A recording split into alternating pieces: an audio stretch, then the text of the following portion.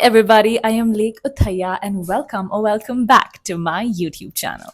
I am back with yet another episode of my FMI journey. The last two episodes of the series got so much love, and I've been reading your comments, and I know you've been waiting for this, so I'm bringing it back every week. So stay tuned. Switch on the bell icon so that you don't miss when I post. Before I go ahead, I would like to thank all of you who have shown so much interest in my one on one sessions.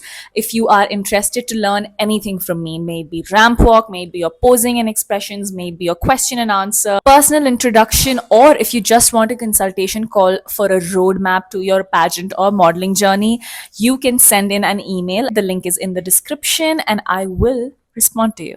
As usual, here are the chapters. Each chapter brings about a thing that I have either experienced or learned, and as in when you go through the video, you'll understand it better. Well, the day was scheduled into two bits. We would have our ramp walk training and we would have sashing event. The former obviously was something we were extremely excited about.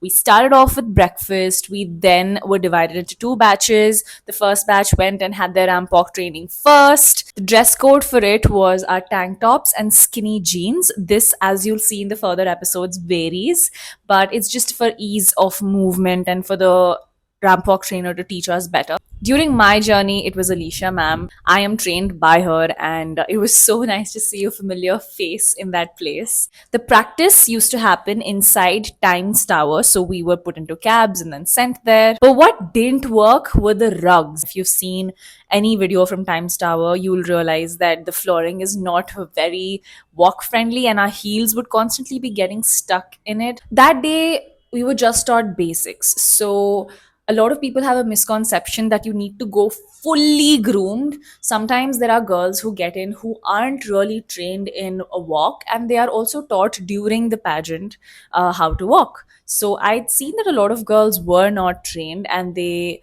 were having difficulty walking in those high heels and moving their hands and their hips and everything, which actually made it harder for them to get their energy back for other tasks, which is why I highly suggest that you do train from someone. But even if you don't, you do get a gist of it by the trainer who they have.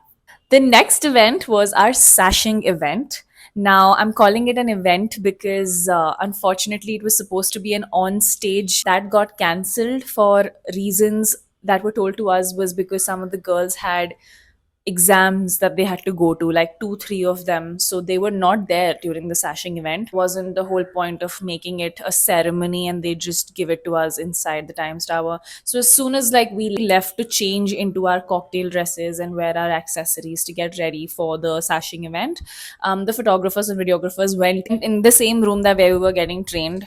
They put off different lights and then we went in and we were made to sit, and yeah, we saw the sashes being steam ironed and we were all very excited. So they just decided that they do a shoot. There would be no ceremony. So we were told to wear shiny cocktail dresses, anything that has shimmer and sequins, etc. Which honestly really sucked because a lot of us, during the time we were sourcing our outfits, we were told that this would be a ceremony that would happen and we would need to buy a very beautiful gown because a sash would come on top of it.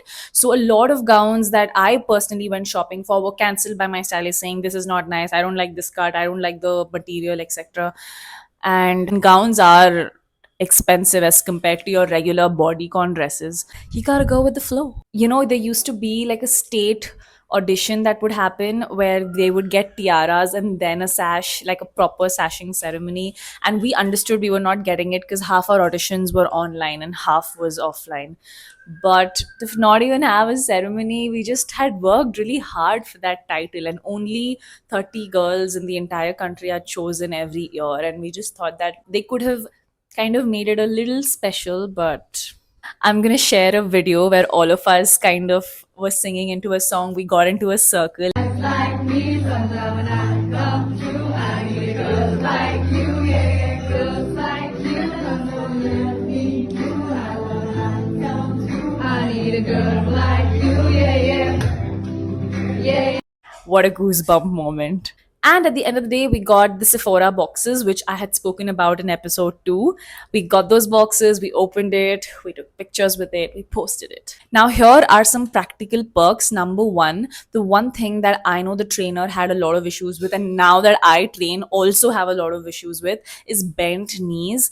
Girls found it really, really hard to straighten their knees while walking, and that was something that you ideally should make sure you learn before you go into the pageant, because that looks just not okay. I personally also have had bent knees, so what I learned was to constantly push my legs straight before stepping. And another thing I learned was that I shouldn't be smiling too wide. You will see videos where I'm smiling with my entire 32 set visible, and that did not look very good because it just makes your face wider. So there are steps to smiling, and I would just hold on to a big smile. That was actually mentioned to be by one of the pageant pages, because they're observing and they're like, okay, this girl doesn't know how to pose, but we still like her, so let us just give her a little feedback.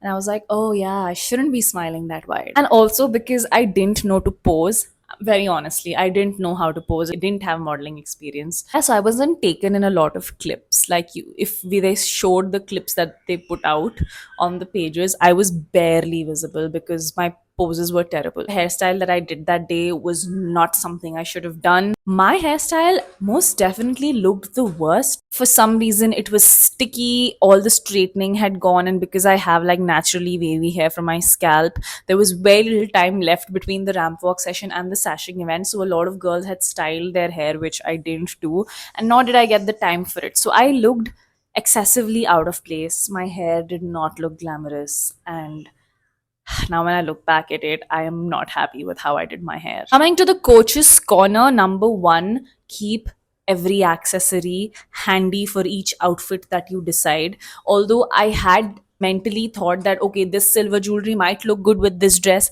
I did not actually pair it, and when I actually wore it, that just looked very old fashioned. So I had to beg people, like, please, somebody, can anybody give me like silver earrings if you have a spare, if you're wearing gold and you don't need it. And yeah, finally a girl gave it to me, but it wasn't the best place to be in. The second tip would be pre-plan and pre-do your hair before you leave your room. Don't think I'll carry my tongs and my straightening iron with me and I will do it there. There's a high possibility you won't get time in the middle. So wake up, do your hair. First thing that you should do. Choose your glam cocktail dresses wisely. Mine was not sequin, it was satin. And I don't think satin honestly should ever be bought unless it's a cord, because you can see the dress, right? Everybody else had shimmer dresses, which was looking great in light, and mine was just plain satin. I did not even like the neckline, it didn't suit me because it was a cowl neck, and I don't know, I don't have the body type to pull off a cowl neck. Someone really skinny can pull off cowl necks, not someone with like a chest. Although it matched with the Punjab that was written, the Miss India logo and stuff like that, I just don't think that was my best look. From Value Vault, I want to say number one, acceptance is key.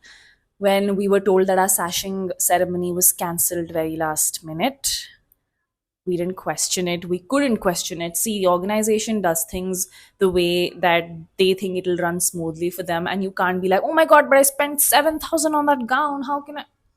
You roll with it. You're like, okay, fine, let's readjust, let's adjust and move on. It's just the third day.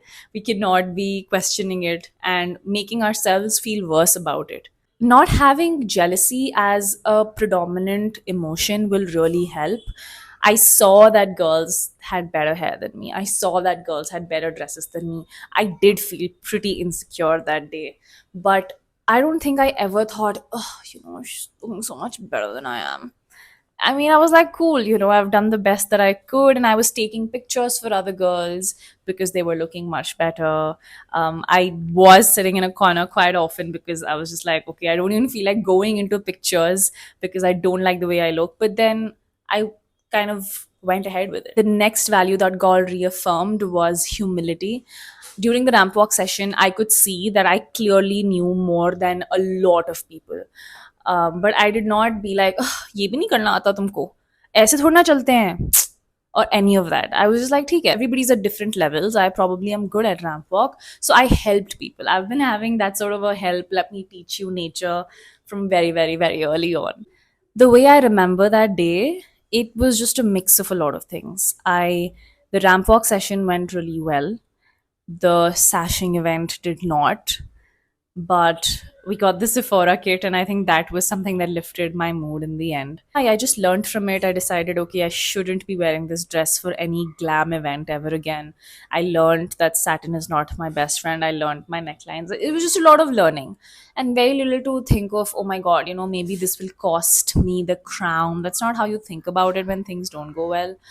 So yeah, I just took the day as it came, and I was just really happy to get back to my room, take off my makeup, and like pretend that that pink dress look did not happen. That is it for this day. I know it wasn't the most eventful, but I'm sure you heard a lot of things that you probably would not have seen on camera or could even tell. This is just my perspective. I'm sure other people felt different ways about it. But I am very excited to tell you what happens in episode 4 because that really changed a lot of things around for me. So stay tuned for that. And I will see you very soon. Bye bye.